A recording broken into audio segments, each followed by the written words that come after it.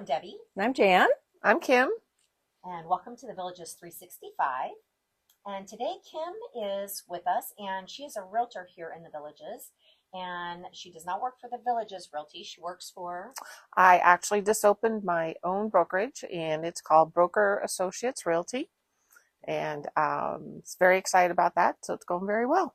Awesome. So if you have any questions or are interested in looking at real estate in the Villages, just so you understand, and we've talked about this before, if you want to look at a property listed by a Villages Realtor, you have to go through the Villages Real Estate Company. Outside of the Villages Real Estate, the Villages Realtors cannot show anything that is not listed with the Villages. So basically, a lot of people end up with two realtors if they want to look at like new construction and existing construction. So, and to be fair, we did reach out to a Villages Realtor also to see if they wanted to do an interview with us as well. And at this point, they had said they will kindly decline. They were concerned that information may be misconstrued.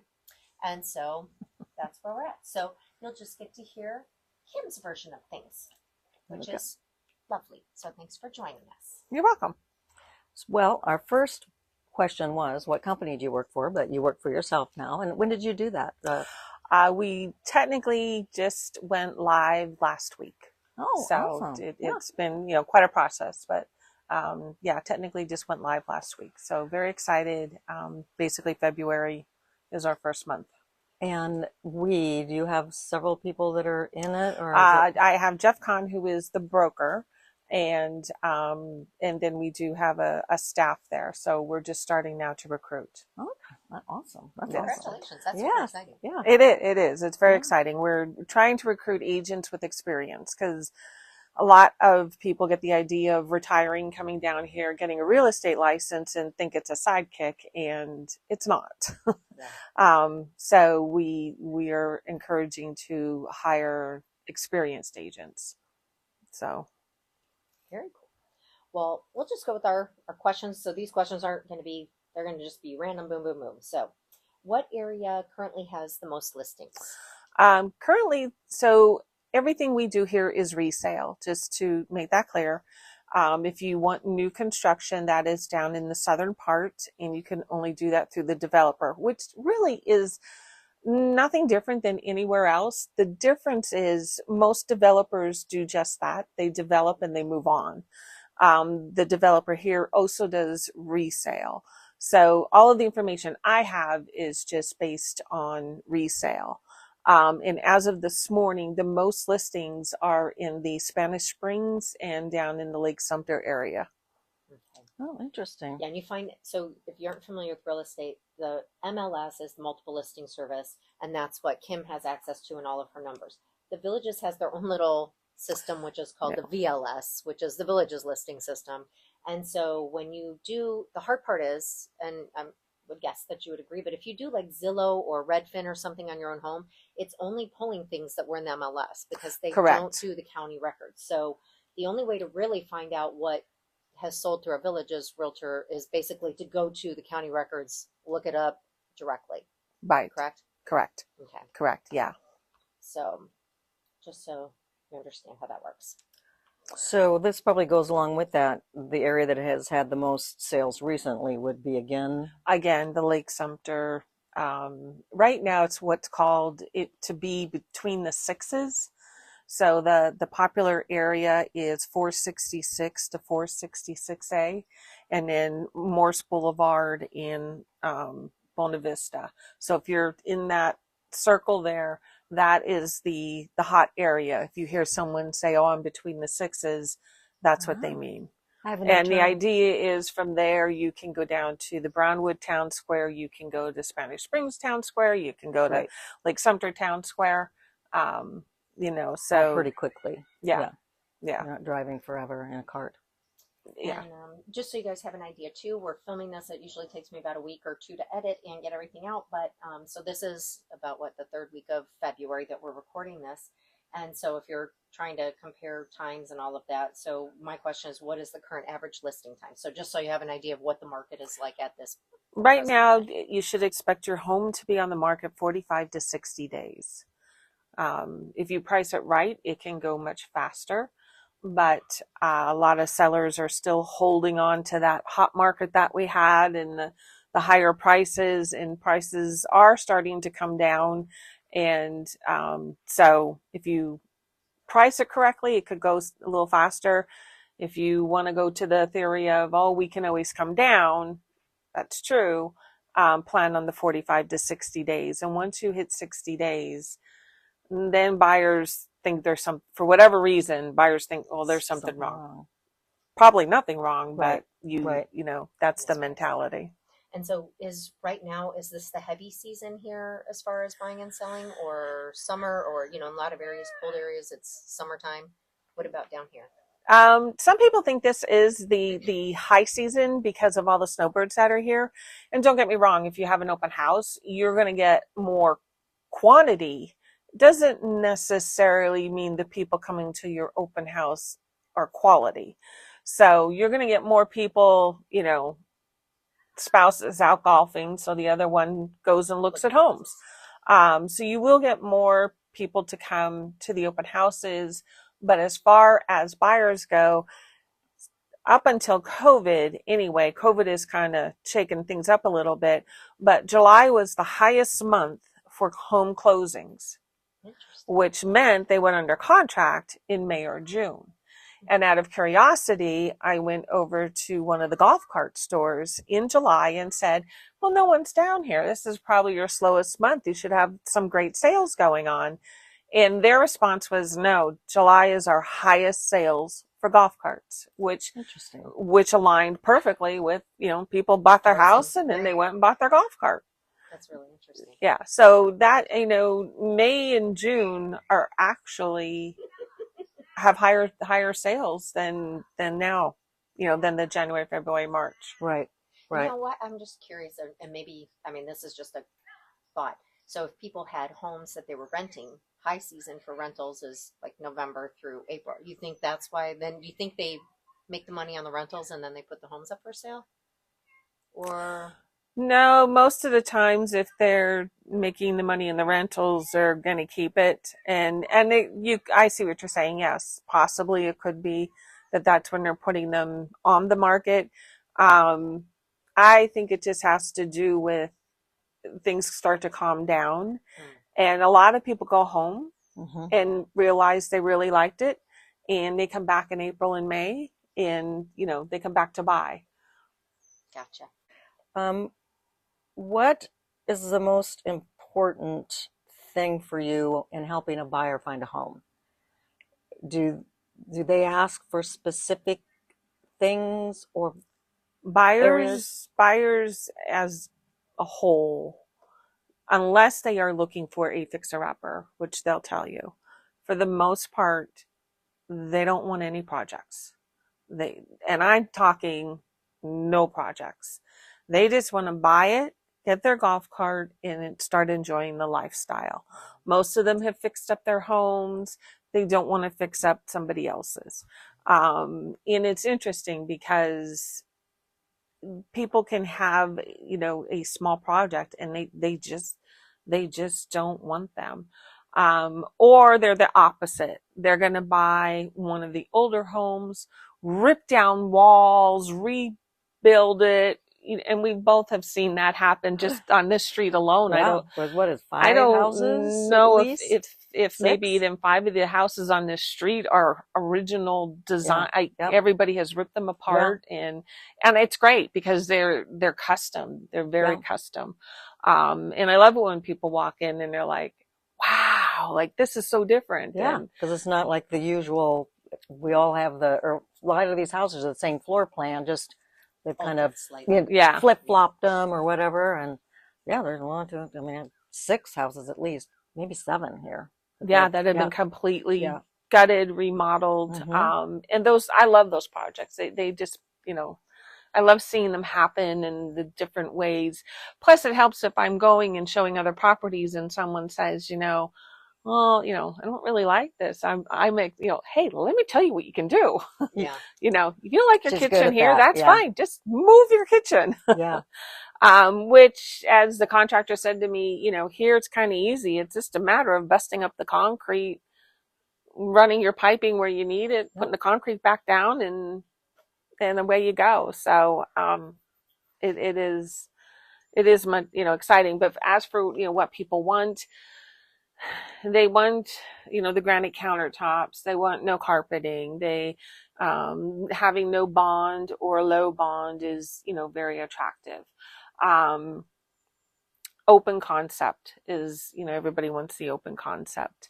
And those are usually at the top of the list. Golf cart garages are a plus. They're not always an absolute. Yeah, they're not always an absolute, but the absolutes, depending on what price range you're in, people say no kissing lanai. So when they're sitting on their lanai, they don't want to ask their spouse or significant other a question and have someone 2 houses down answer it for you. Mm-hmm. And I've heard of that happening.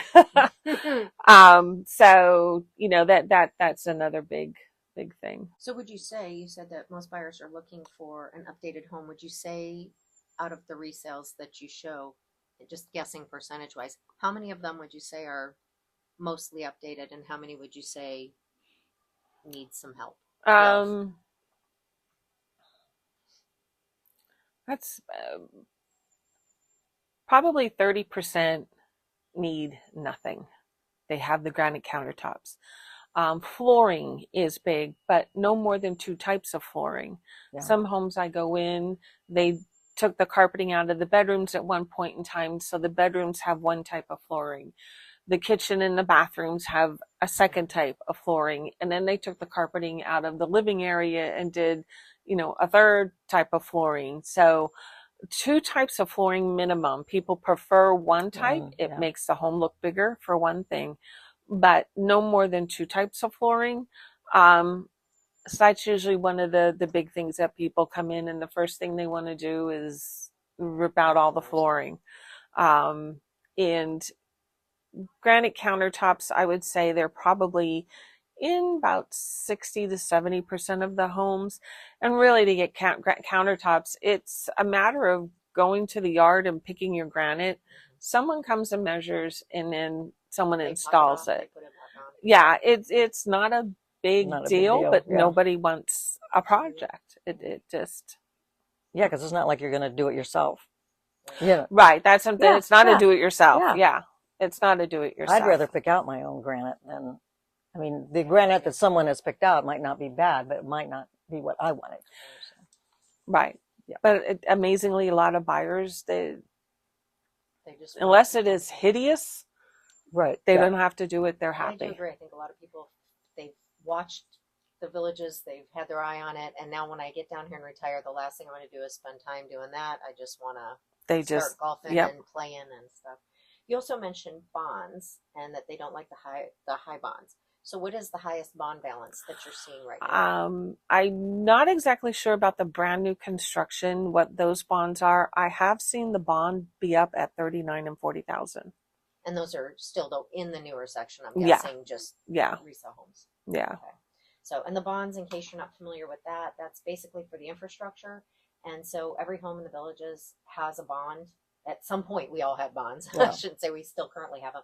So in the older areas, you're going to find that the bonds are either paid off or they're much lower because basically it gets included with your tax bill. So you're paying it just like you do your taxes each year until your bond is paid off. So anyway, if you're not familiar with what the bonds are, these are good questions that you may want to reach out to Kim and she'd be happy to help you with those too. It might take your tax bill up on an average $1,000 to $2,000. I think $1,000 to $1,800 a year. Yeah. So, not to be afraid of a bond. Right. If you plan on having a home a long time, then you could do a lot of renovations with $30,000 to $40,000. So, however you want to figure out where to spend your money goes, yeah. But I wouldn't be afraid of a bond. And I tell buyers and sellers, if it's more than $10,000, don't pay it off, because if you buy a house and it had a $13,000 bond on it and you paid it off, you might want to move in 3 years. You might find that you're always over in this section, everybody over there. My parents were a great example. They were always coming up to bowling and golfing and to visit us, and they put like 12,000 miles on their golf cart the first year. because they go everywhere in their golf cart. And so after 2 years, they moved more north to the area that they were in most of the time. But if you pay that bond off, can't necessarily just add that on to the price of the home. You're going to be overpriced for your neighborhood by $13,000. Right. You know, if it's under 10,000, you know, maybe depending what adjustments you've made, improvements, right, you might be able to get that back.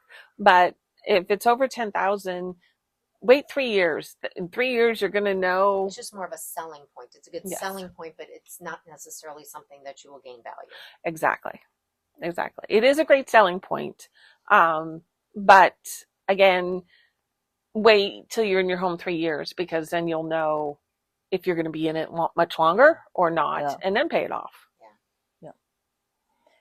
What's your favorite part of being a realtor? Meeting the different people, going in and out of the homes, and from doing it for so long, I laugh because our home, which you saw before we bought it, like I walked in and saw this grand plan, whereas my husband walked in and was, "Are you out of your mind?" I love going in and just seeing the homes and all the different people that you meet. I mean, we have great friends who I met through real estate. Good career. I have a question about the mobile homes. So are you familiar with those at all? Or? Somewhat, yes. Because, okay, so first of all, to clear up, nobody here rents land, correct? No, nobody here. You own the land, which is why there is a deed. Yes. To what you are purchasing. We had some comments one time that somebody said all of the villages, you guys, none of you own your land. Okay, so, and we know different, but we want to also reiterate through our experts. So we all own our land. The mobile homes, are those fixed? Is that done with a deed also, or is that considered personal property? You know? No, they come with a deed. Okay, so because you own the land. And the mobile home itself is already fixed. It can't be driven off. Correct. So you own that as well. Okay. So, and then my other question with regard to that was, are they still tearing down the older mobile homes over there and rebuilding anything? Have you seen over there, or maybe you haven't been over there? The villages seem to have stopped doing that, which is, so now you might have a nice stick-built home next to two mobile homes. They may be very nice, and then another stick-built home. It is unique in that area, but they seem to have stopped doing that. Part of that, I think, is because with COVID, prices of everything had gone up, including you might have been able to buy one for $99,000 pre-COVID. Right, but not now. With COVID, they went up to over $200,000, so it just isn't worth purchasing it. And because basically before you were buying the land, and then you would build the home, and I don't know that they even made a significant profit, but what they were, the idea was good. Changing the area. They were changing the area, yes. And especially if storms go through, that area got hit the hardest because of the mobile homes and that. Yeah. So the village, the developer was trying to do a good thing, but unfortunately, it just no longer makes no financial sense. Yeah, because I know that they were particular about which ones they bought too, and I think that was the whole thing. If they could get it for the right price, they were doing it. Yes, if they could get it for the right price, they were buying them, knocking them down, and building nice stick homes. But right now, it just isn't. And then you have the whole supply and demand of, at one point, it was almost impossible to get windows, and then it was almost impossible to get a refrigerator, and it just became too hard. And so, speaking of the cheapest homes and that, what is the cheapest home that's currently listed, and what location? You don't have to give exact address. The cheapest one this morning was $167,900 over in the historical section, which is the northern part, north of 441 area. And the most expensive is $2.1 million, and surprisingly, that is not down in the brand new area. Like thought it would Thought be it down was, in the yeah. brand new area, but it is not. It is in the Bridgeport of Lake Sumter area. That And makes that's a sense. 3,600 square foot, 3-bedroom plus a den, 3-bathroom home. It does back up to water. You have a golf view of the Arnold Palmer Championship. No pool, so but it is nicely done inside. But that, as of this morning, was the most expensive at 2.1. I have seen them sell for higher than that. And see, so the cool thing about the villages here, so you heard the vast The difference spread. in prices. Oh, so yeah. the rest of the homes are somewhere in the middle. But the nice thing is we all get the same amenities. So you can buy that $2 million house, you can buy the $160,000 house. You're still going to get the same amenities. We're all entitled to do the same things.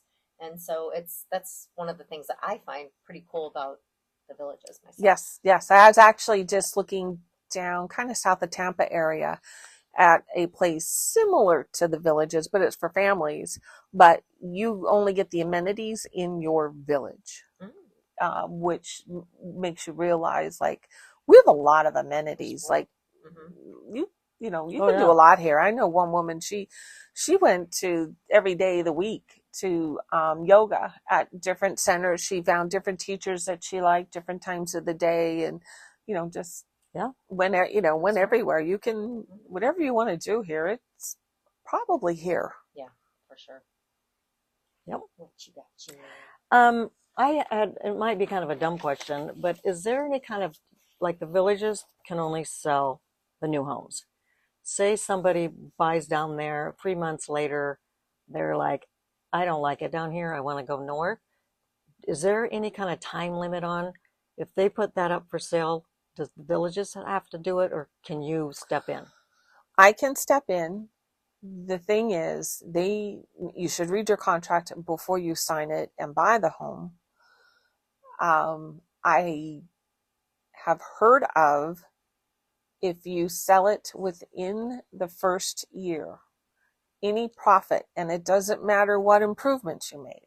So if you bought something for $250,000 and you tore the carpet out, put the flooring in, you put the granite countertops in, you put the downspouts up, you put the garage screen on, all of that doesn't matter. If you turn around and sell it for $350,000, my understanding is that $100,000 goes back to the developer if you sell it within the first year. So read your contract. I know a lot of people who think, I'm an attorney, I'm this, I'm that. I'm a real estate agent. I have bought and sold homes for years. Moving here was the 17th time I changed my driver's license. I have bought and sold homes. Read the contract. I've never heard of a contract like that. That's crazy. Yes. I have a friend who bought a brand new home here, and he and his wife were on the plane flying home, and that's when he read it. And at one point he said to his wife, "Oh my God, look at this." That's when he realized, like, the contract is not what you would think. Read it and make sure you understand what you're buying. A lot of people think that they have years of experience in buying and selling homes and just don't realize that's great. You haven't done it here. Yeah, you still got to read. Yeah, you should always read your contracts for sure. Yeah, so I have not experienced that. What I have done is I have seen contracts where I've told this owner, we can list it. However, the closing date has to be after the year, after that 1 year mark. And I even tack on a few days in case for some reason holidays didn't count or who knows what. But so yeah. So along with that, when you sell a house, do you give them the deeds and restrictions or read them things they can and can't do with the restrictions? I personally do not give them to people. There are some areas down in like the Finney area where you cannot rent your home. So if you are a buyer and I know that you are looking to rent this out, then I will double check to make sure. And it's not all of Finney. It's just certain pockets. So then I will double check to make sure whether or not it is something that can be rented. So again, if you are thinking of buying something and renting it out, make sure your agent knows so that they can double check the deed restrictions, which are online at thevillages.gov. Yeah. Mm-hmm. But if you've ever been on that website, Yeah, we've been on that. Yeah. If you want to lose someone, send them to that website. You have anything? What is the best advice you can give to sellers right now? Best advice I can give the sellers is probably the hardest thing is the insurance companies here, due to everybody a few years ago getting the new roofs. And it put a lot of insurance companies out of business. So now they have this standard. It's the 15-year standard. The roof, the air conditioning, ventilation system, and the hot water heater, all they're looking for them to be under 15 years old. I don't want to say they have to be. But depending on the age of them, the insurance company may or may not give the buyer insurance. And if they do give them insurance, they may or may not have to pay a higher value.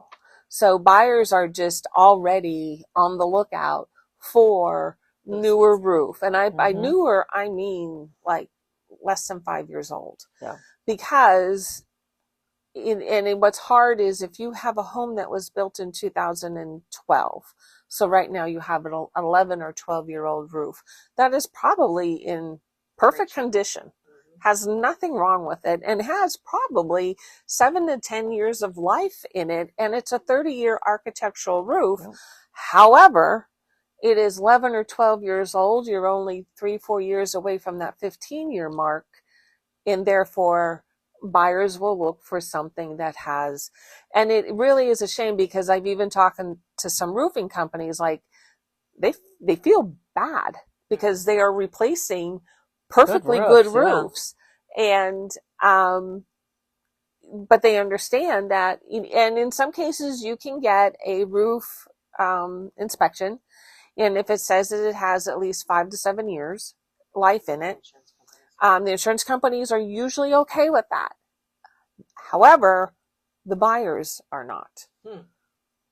So don't be mad at the real estate agents. Yeah. We're just the messengers. Like we unfortunately are the messengers that have to deliver this news. Right. I have seen hot water heaters in some of the homes in this area that are original, like 1998, and they're still working. And I see some HVAC units, again, they're original and they work just fine. But if you're planning on selling, and that is at least what you can. Update what you can. Yeah. Okay. Yeah. Update what you can.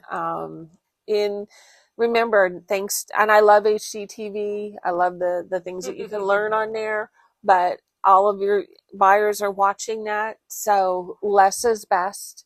If you're going to donate stuff, donate it, clean it out.